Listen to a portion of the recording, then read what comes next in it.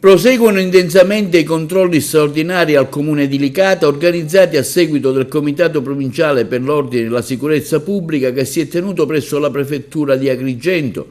Una sinergia tra le diverse forze di polizia ha permesso di intensificare le attività di monitoraggio nel territorio licatese. Nel corso di un servizio straordinario di controllo del territorio, numerosi carabinieri della Compagnia di Licata e agenti del locale commissariato di Polizia di Stato, coadiuvati dal reparto prevenzione crimine di Palermo e dell'unità cinofila del nucleo di Palermo, Villa Grazia, hanno effettuato verifiche su oltre 340 persone e 150 veicoli. I risultati delle operazioni includono 23 contravvenzioni elevati per violazione del codice della strada, tra cui mancata revisione dei veicoli, guida senza patente, inosservanza dell'obbligo di assicurazione di responsabilità civile, ritiro di ben 4 carte di circolazione, 2 sequestri e 3 fermi amministrativi di autovetture, il sequestro di una dose di marijuana rinvenuta in possesso di un minorenne, il quale è stato segnalato alla Prefettura di Agrigento come assuntore di sostanze stupefacenti,